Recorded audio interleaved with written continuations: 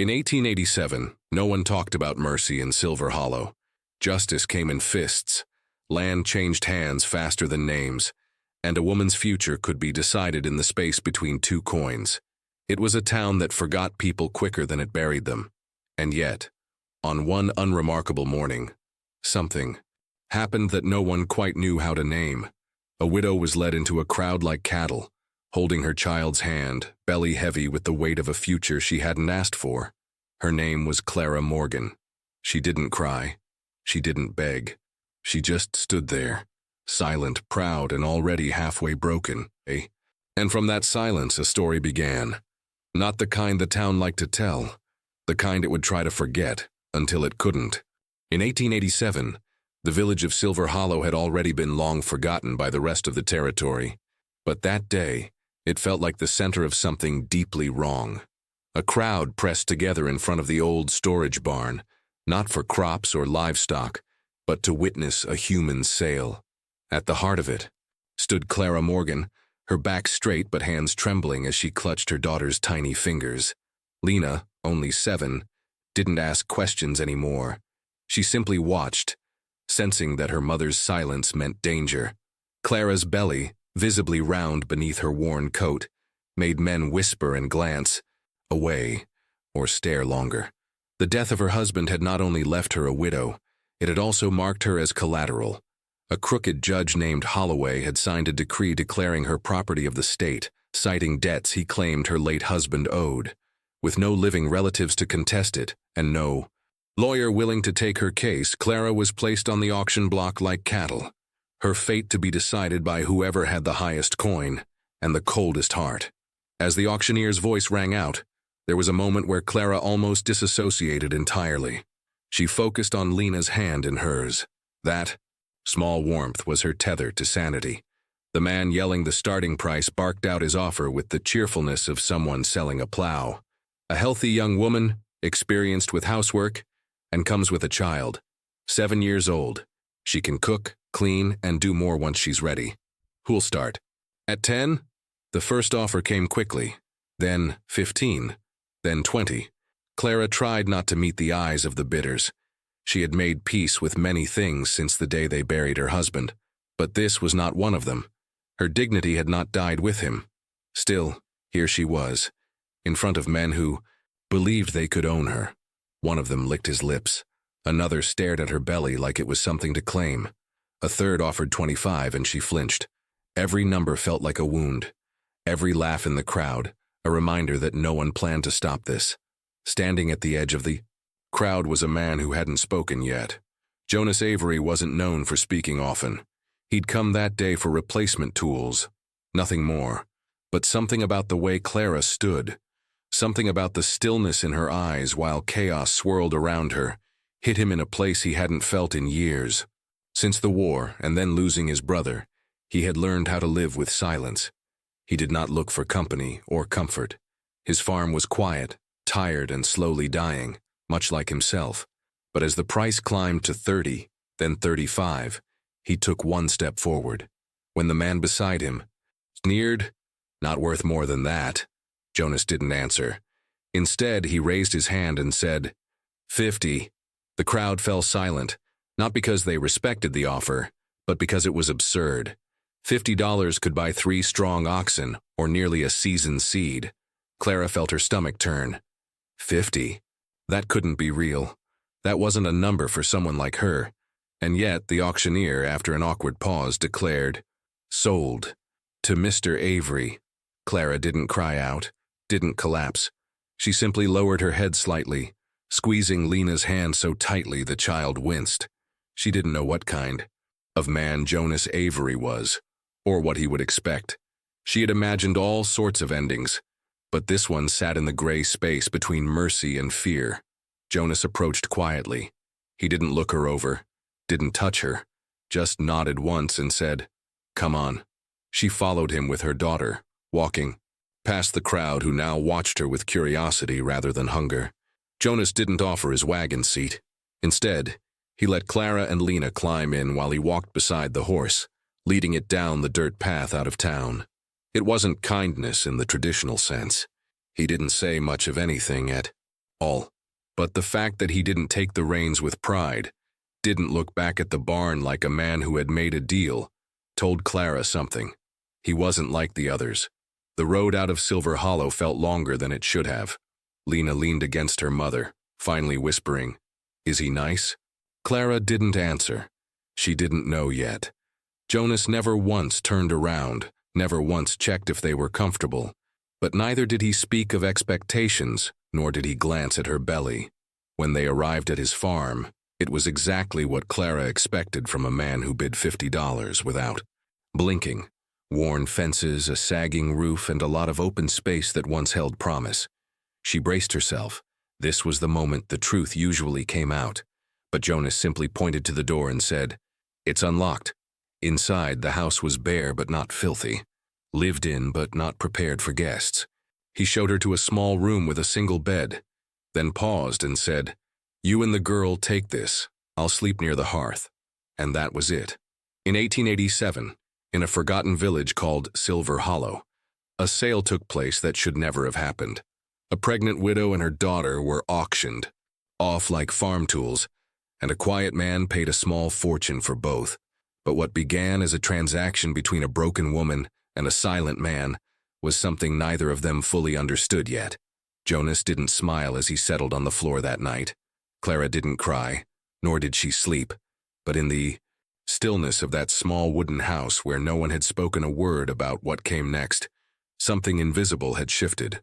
Not a promise, not yet, but something far more dangerous. A beginning neither of them had planned for. Jonas led Clara and Lena down the narrow trail toward his home, a walk that neither of the women spoke through. The silence wasn't awkward. It was cautious, like no one knew which direction the next word might tilt their fates. When they arrived, the house was what Clara expected.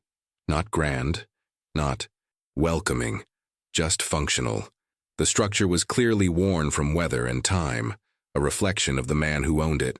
Still, it stood upright, and that meant more than most homes she'd seen.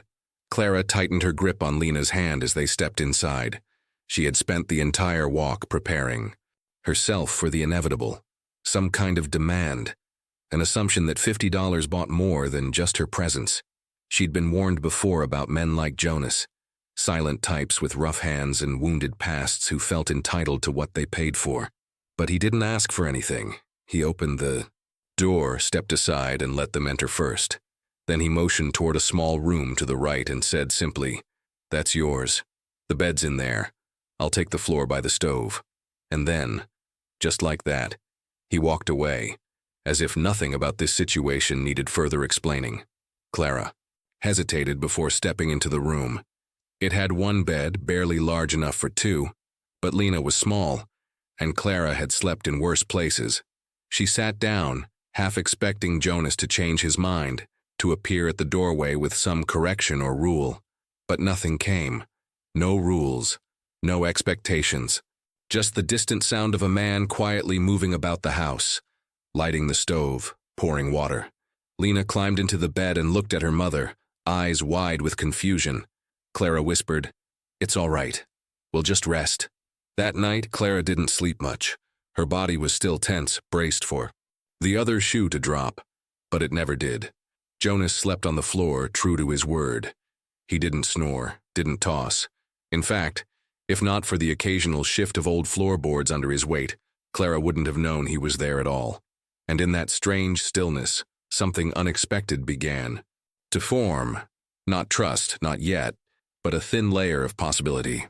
Over the next few days, Clara waited for the catch. Jonas kept his distance, speaking only when necessary. He rose before the sun, worked in the field or fixed what was broken, and returned without a word. He didn't tell her what to cook or how to clean, nor did he seem to expect her to do either. But Clara wasn't built to sit still. It wasn't in her nature to let dust settle or weeds creep near a home she occupied, even if it wasn't hers. So she swept the floor, patched the torn curtain in the kitchen, and washed dishes left in a forgotten basin. When Jonas returned and saw these things, he didn't comment. He only nodded once, almost imperceptibly, before walking out to feed the animals.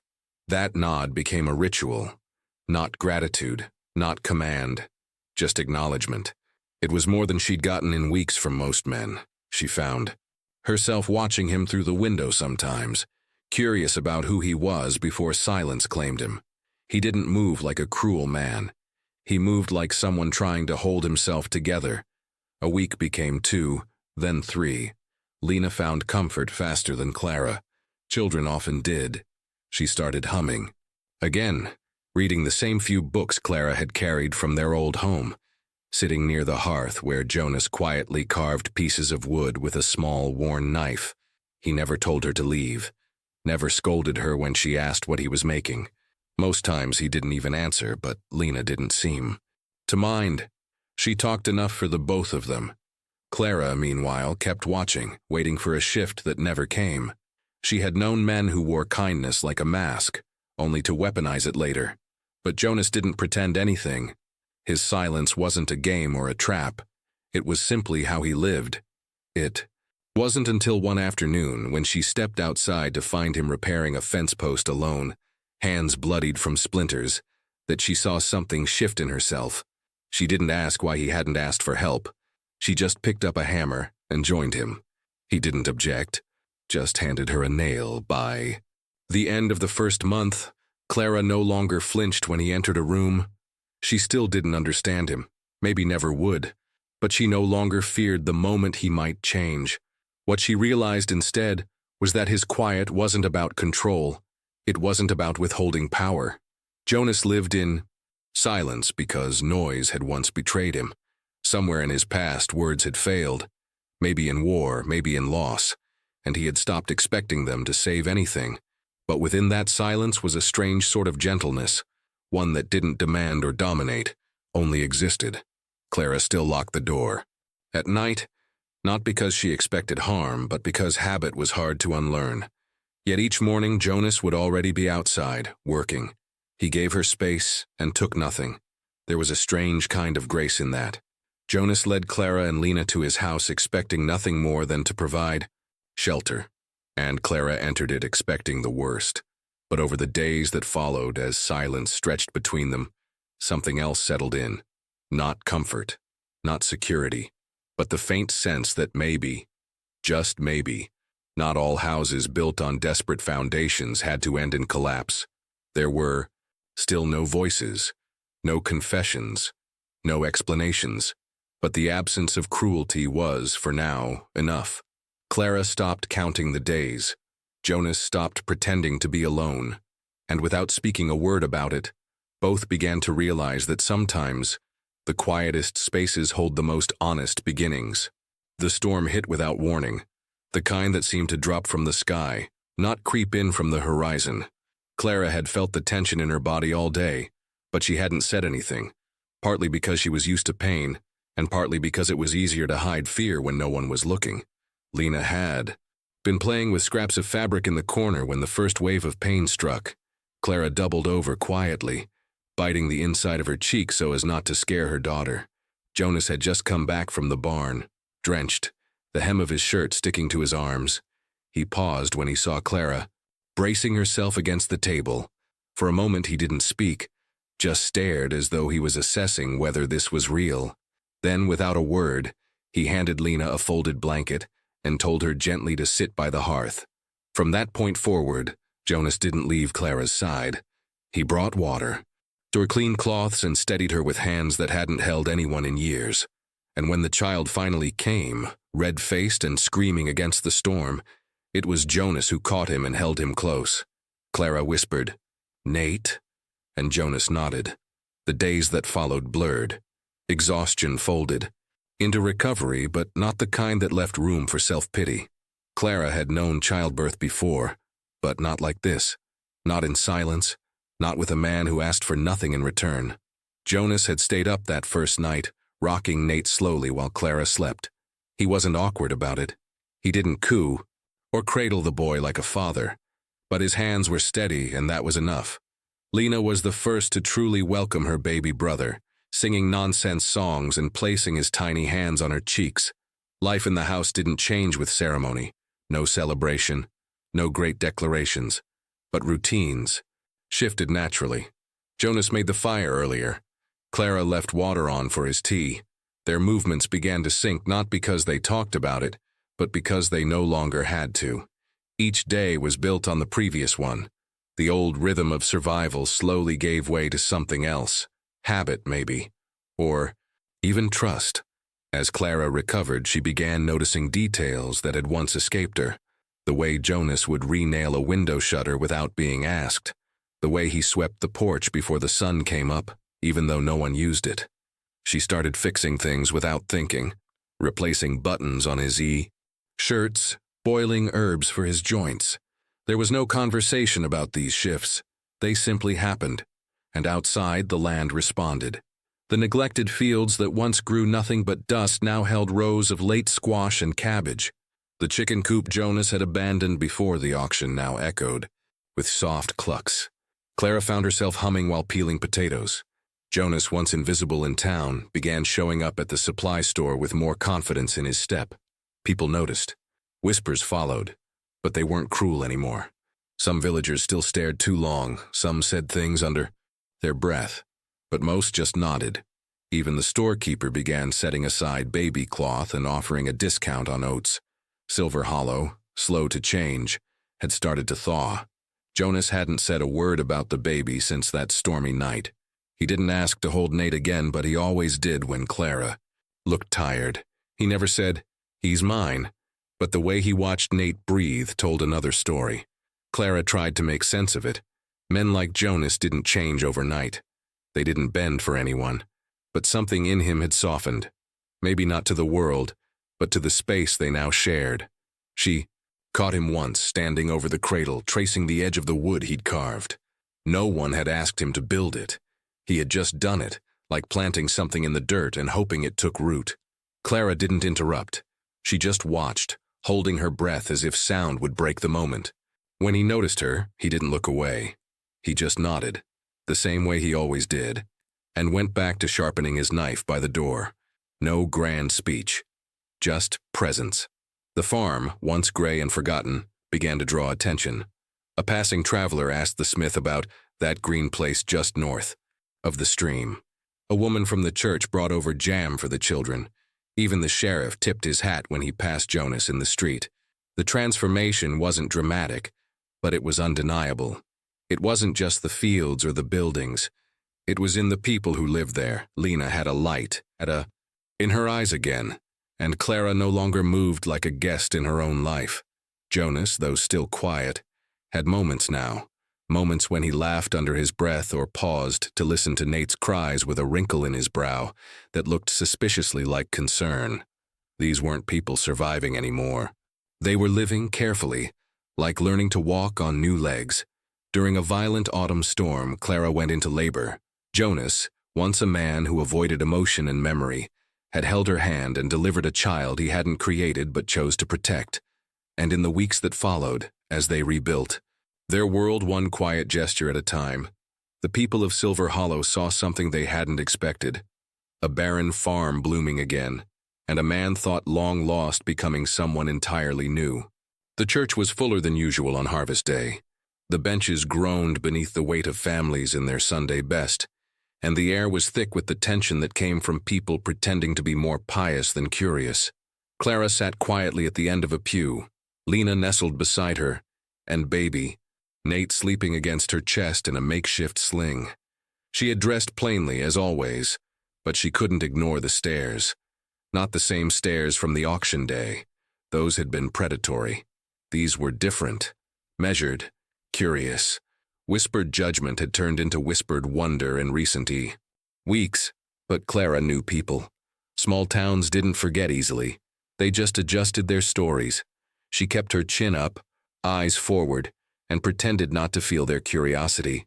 Jonas sat one pew behind her, just far enough to give her space, just close enough to remind her she wasn't alone. He hadn't said a word about what he planned to do that morning, hadn't hinted at anything unusual. But from the moment the sermon ended and the pastor offered his final blessing, Clara could feel it. Something was coming. When Jonas rose, there was a murmur. He wasn't the type to speak in public most. Folks around Silver Hollow had barely heard him say more than a sentence at a time. But he walked down the aisle slowly, his shoulders square, face unreadable. Clara's stomach tightened. She could feel Lena watching him too, eyes wide with confusion. When Jonas reached the front, he didn't face the pastor. He turned to the congregation. A silence fell, not the polite kind, but the stunned kind, where every breath waited on the next word. Jonas cleared his throat, then looked straight ahead.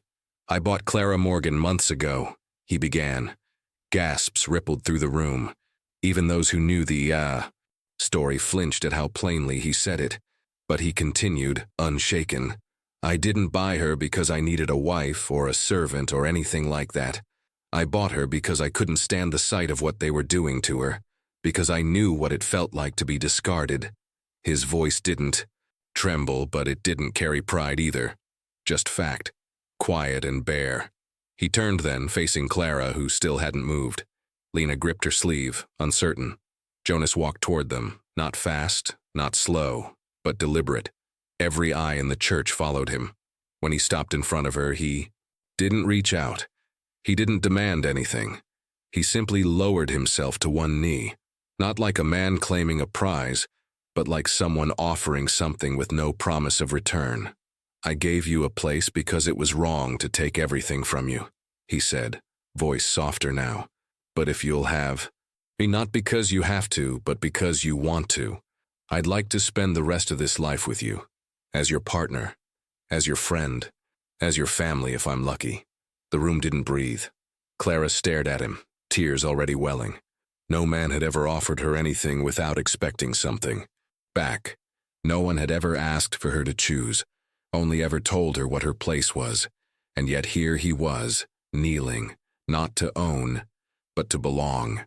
Clara didn't speak at first. She didn't need to. Her tears did the work for her. She nodded, slowly, then faster. Her hand found his, and the entire church exhaled in one stunned wave of relief and disbelief. The pastor lowered his head, murmuring something like a blessing. A few people clapped hesitantly. Others wiped their eyes. And just like that, the story of Clara Morgan shifted again.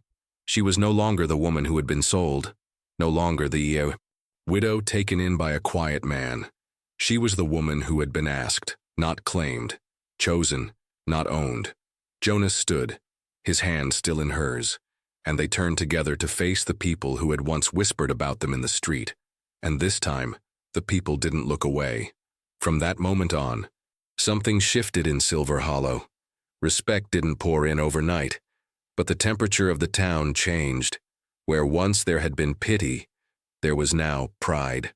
Clara's name stopped coming up in hushed tones. Lena was invited to sit closer to the other children at school. Jonas received more nods, then stares at the general store. Even the preacher made a point to visit the farm the following week. The marriage wasn't formalized that day. There were no papers signed, no rings exchanged, but something more important had taken place. A public declaration of dignity. A community had been forced to witness a man offer love without condition, and a woman accept it without fear. That mattered more than any legal seal.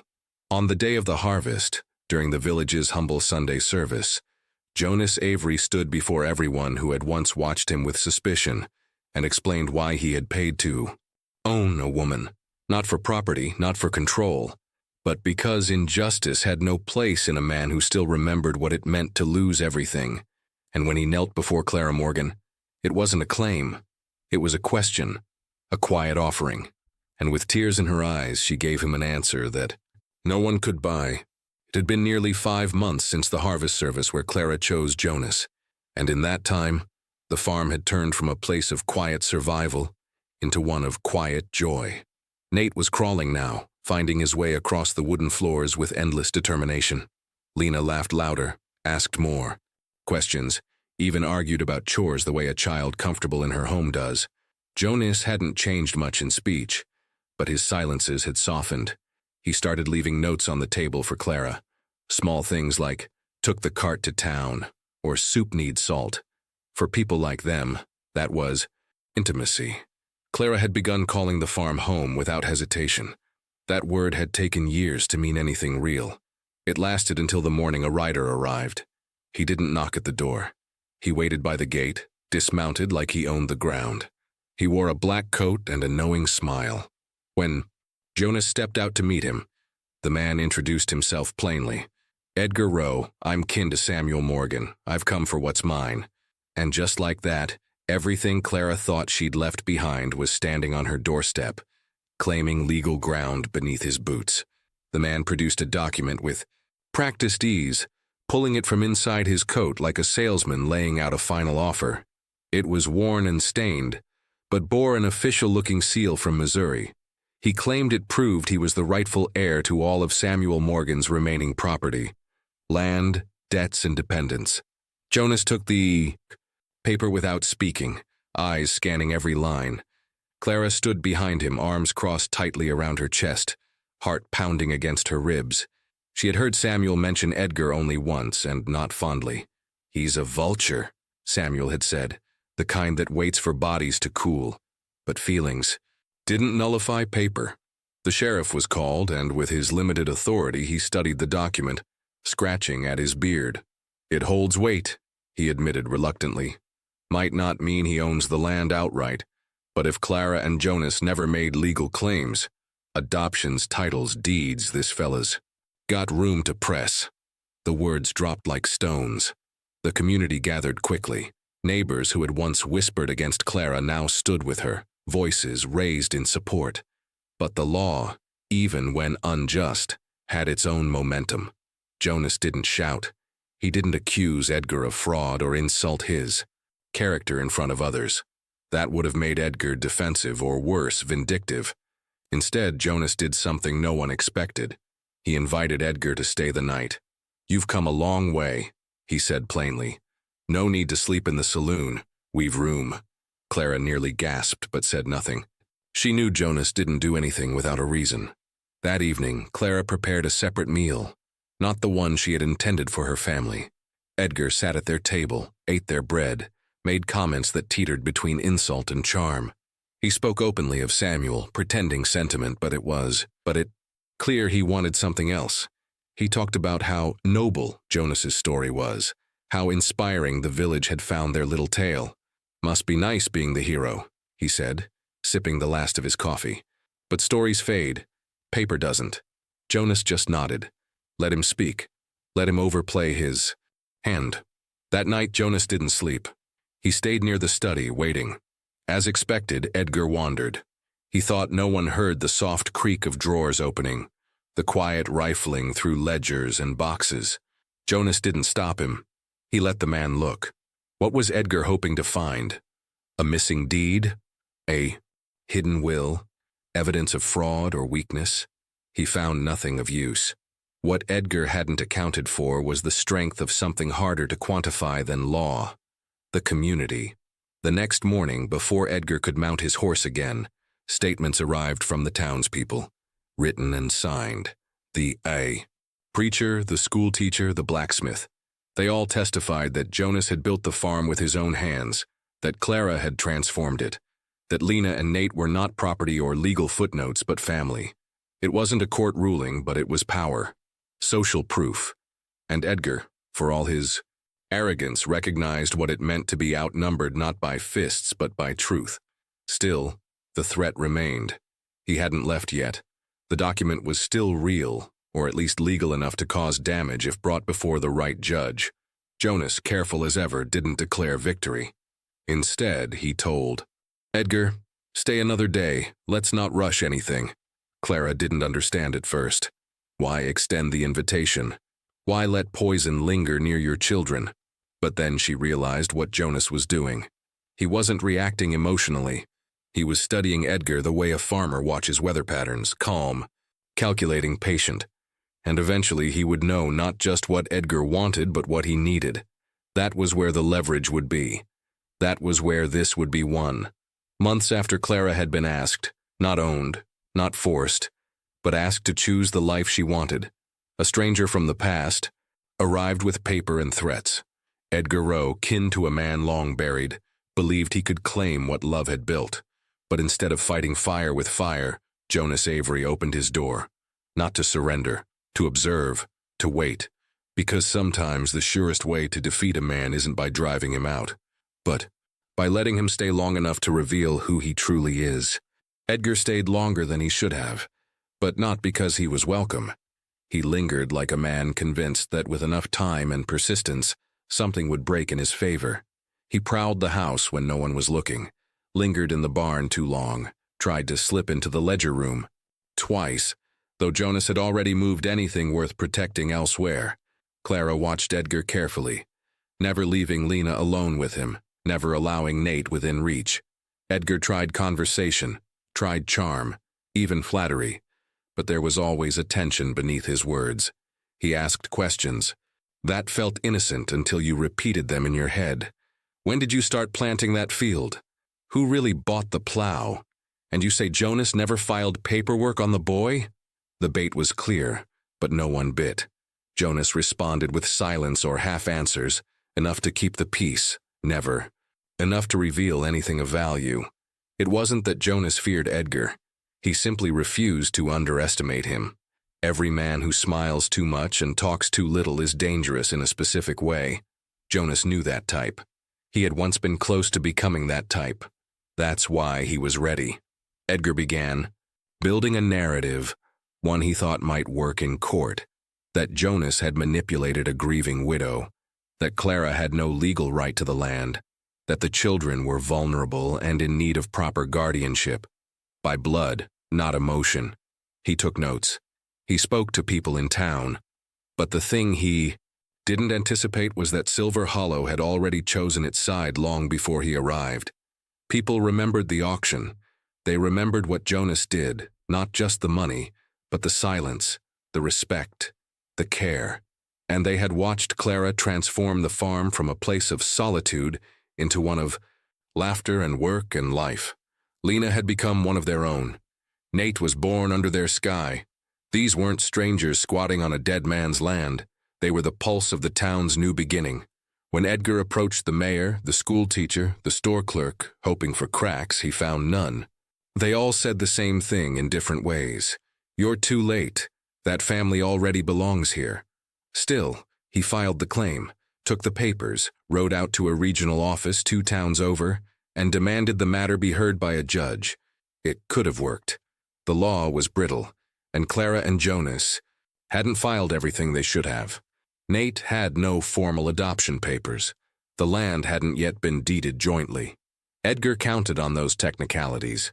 But what he didn't count on was that Jonas had gone ahead of him, not physically, but through foresight.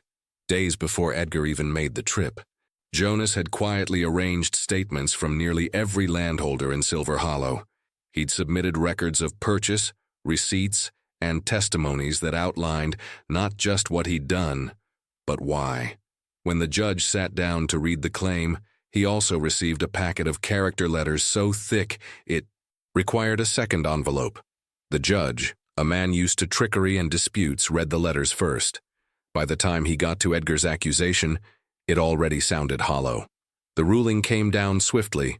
The claim was denied, the documents insufficient, the court unwilling to uproot a thriving family, based on the greed of a distant relative. Edgar didn't take it well. He didn't rage, didn't shout. He simply went quiet, the way dangerous men sometimes do when they've lost and don't know how to process it. He left Silver Hollow without a word early one morning, before anyone could see him off. Jonas watched him right away, not with triumph but with caution. He knew men like Edgar rarely stayed gone forever, but he also knew that sometimes defeat turns even the proudest men inward. Life, meanwhile, didn't pause. The fields still needed tending. Nate learned to walk. Lena began to read more, fluently, often out loud to her brother. Clara finally carved a wooden sign by the edge of the property. She didn't ask Jonas for input, she just did it. Aurora Ranch, it read. It wasn't about grandeur. It was about starting again. A new light after a long night. Jonas smiled when he saw it. Not big, not loud, but real. Years passed. The town grew slowly and the edges of Silver Hollow began to stretch wider. A few new homes were built near the ranch. Traders stopped more often. A school was expanded. Visitors came through asking now and then if the stories they'd heard were true. About a woman once sold like property. About a man who bought her freedom and asked for nothing. About a farm that rose from rot into promise. No one in the town gave the whole story.